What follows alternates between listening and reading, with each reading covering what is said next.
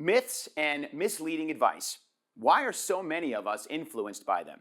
In today's digital world, financial misinformation spreads faster than ever. It's fueled by social media, viral trends, and even the latest AI technology. So, what's the real cost when we act on bad information? Find out right now on UBS Trending.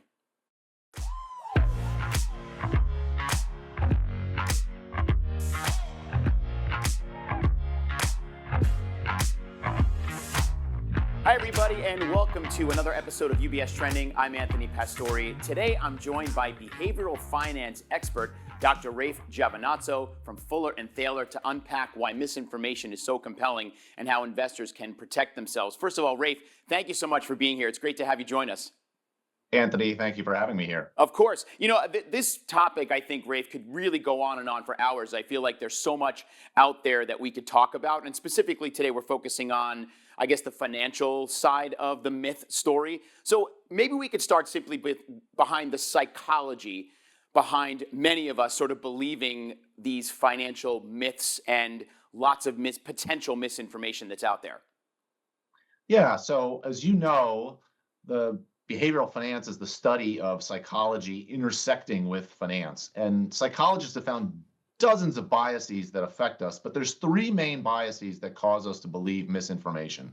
One is the availability bias, that we judge frequencies by how available examples are in our minds. So they interview lottery winners. They don't interview the millions of people who spend their whole life getting back only about half what they put into the lottery. And so it seems like lottery winners happen a lot more than they actually do because they're available in our minds. We can think of those examples. A second bias that causes this is a truth default bias.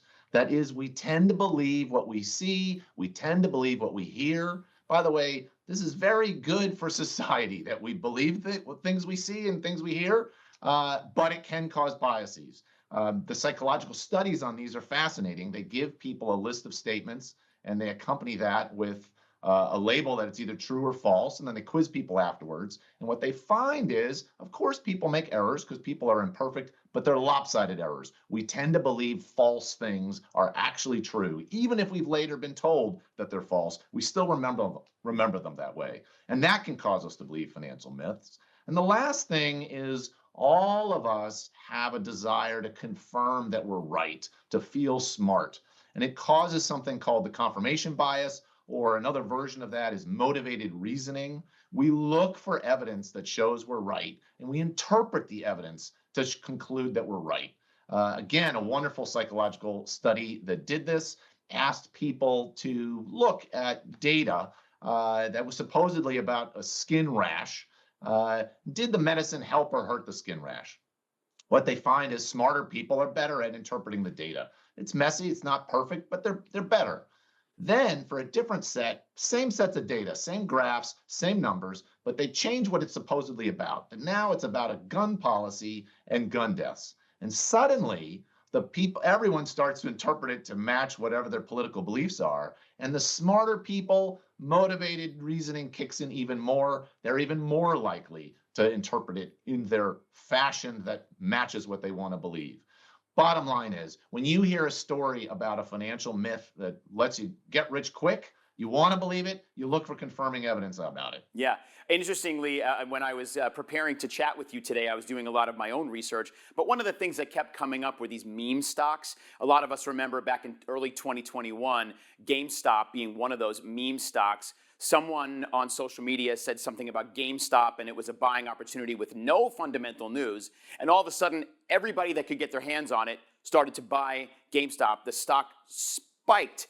And of course, people were making, I made the best financial decision of my life. Not, less than, 2 weeks later, GameStop declined because there was no real news behind it. But it definitely was, I think, ties into those biases that you were talking about, Rafe. And interestingly also, there's a study that the Journal of Accounting and Economics did that showed that fake, quote unquote, financial news since 2016 has increased exponentially and causes something like $39 billion in lost value. So it's a real problem. So let's dip into that social media aspect, because I think a lot of us get information from social media there's really no way to confirm or deny whether or not it's good information, bad information, misinformation. Talk about that aspect of it. Sure. So part of what I think can be done with social media is to go look for another source of information. Don't just accept what's said there. Well, if this is a hot new trend, it should say that on other websites. It should say that, especially on regulated information sites. Or, if you work with a UBS advisor or any advisor, they're going to be strictly constrained on what they're allowed to say. They can't just make up facts. And so I think this cross-checking everything is a crucial aspect of how to confirm or deny what you hear on social media. And it's important to understand also that what you hear on social media was picked to make you want to listen. It's designed as clickbait. It's designed to make you pay attention, to want to spread it to other people because it's fun, it's shocking, it's cool, etc. And when you realize that, it's a little bit like, hey, they interview the lottery winners. You're going to be hearing about things that are extraordinary. Don't misjudge them as commonplace. Yeah. And you can't really talk about social media without dipping into then the artificial intelligence component of it, because many of us know that artificial intelligence it's designed to respond like a human, but it's pulling data from the internet. And that does include a lot of times social media. Now, of course, it goes in there to kind of determine human behaviors and human responses, but it can be pulling misinformation because someone in the middle of, nowhere America who doesn't have any clue about the financial world is suddenly giving financial advice on TikTok. And so that may be picked up by some artificial intelligence, and something like 60% of young adults between the ages of 21 and 35, according to Goldman Sachs, get their financial information off of social media and off of AI. So AI is a real, also kind of, it's something we really need to pay attention to. And as you said, do your checks, find other sources. Absolutely. We think at Fuller and Thaler that generative AI is likely to be a human bias multiplier. There's this notion of, oh, it's a computer, so it doesn't make errors. But it's a computer and it's programming that was trained on human text. It was trained on the internet. And believe it or not, there are some falsehoods on the internet. And it's reinforced through human feedback. That's the specific method is they show answers and then they ask human beings, well, which answer is better? Well, guess what? Human beings like to have confirmation that they're correct. That's the answers that they're going to reward more. That's why, I don't know if you saw one of the recent releases of ChatGPT was too pleasing. It was too likely to tell you that you're brilliant. They actually had to rescind it after a few days. And perhaps most importantly, you as a human being are going to be asking questions of the generative AI. You as a human being are choosing, what topics to search on the internet. As a human being, we're all likely to look for confirming evidence and if you ask, is XYZ a good investment? You're way more likely to hear all the reasons why it is a good investment than if you had asked, hey, is XYZ a bad investment? But it's human nature to ask about the dreams, about the things we hope for. Hey, is it good? Is it going to work? And then you're more likely to hear the answer of yes. Right. And by the way, stop listening to what the internet has termed them as finfluencers. There's always some fun name for everybody. So there's this finfluencer resurgent or surgency, and a lot of information is happening, which of course leads to real world issues and losses of funds. So talk about that, Rafe, because I know there's some studies out there that talk about how real investors have, after the fact, regretted the decisions that they made based on these finfluencers or information that came from social media or AI. Yeah, as we all know, these finfluencers can be very persuasive. They're usually standing in front of rich homes or a yacht. They look great. And that's very persuasive to us as human beings. Like, oh, they look like they're leading a glamorous life. Maybe I should imitate them. But they're not regulated. They're not trained. They might have a good idea, or they might not. To the degree that they give advice just about savings, that's great. To the degree that they say, please subscribe to my newsletter, here I know how to pick the best stocks. Here's a graph of one of the stocks I picked, and look how it shut up. That's dangerous. We're talking about misinformation, but I think the important thing to realize is that there are now trillions of dollars being traded in the market by retail investors, and all of us are biased. You, me, I know it's shocking, Anthony, but yes, you and me are biased. But retail investors are even more biased. The individual investors who's listening to that finfluencer is more likely to make a mistake. And what we saw in that chart, what you saw was that about 14% of trading volume from 2015 to 2019 was retail trading volume, but that's jumped in the last 5 years to about 19%.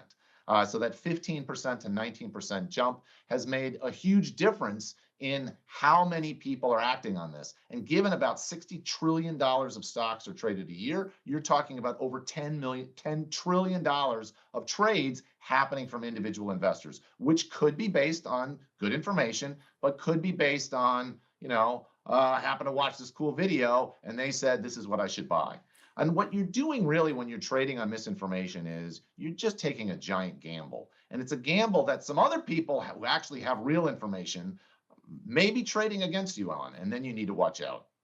Yeah, I think, and I keep going back to what you just said earlier, Rafe, about making sure that you're backing up. If you get information, fine. Maybe it is good information.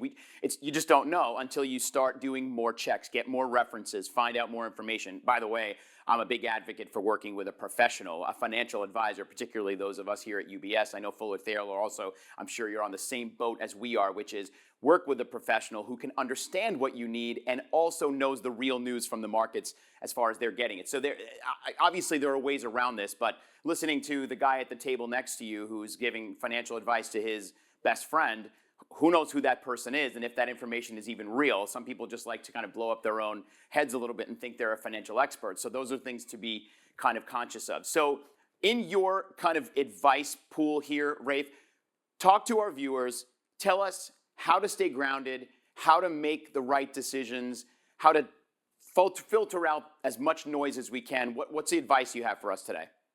Yeah, so I'd say there's 3 tips for staying grounded in facts. One I've already mentioned, which is cross-checking information with another source, and think about the regulations governing that source of information. I mean, if it's a finfluencer and they're small, but you happen to find them, the SEC is never going to pay attention to them. And even if they become big, they're not regulated. UBS is heavily regulated. There's lots of companies that are heavily regulated. They are the places to look for information.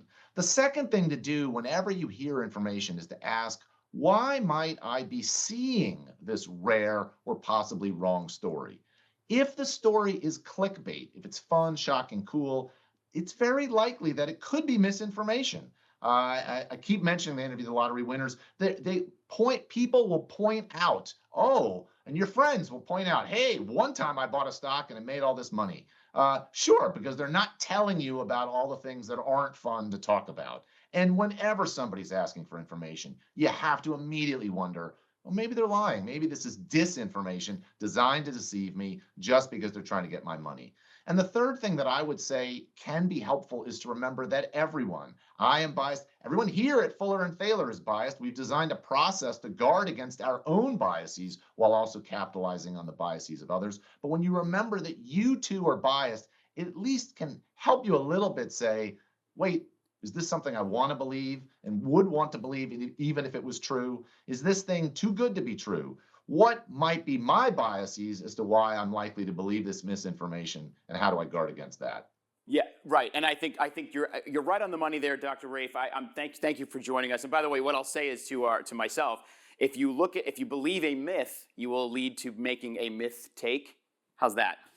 Just throw that in there, I love the pun. I love the pun. Something words to live by. So don't look at this myths and information without going to check your references even more. And like Rafe, you just said, work with a professional. We all have biases. We have biases here as well. My family, my friends, my colleagues.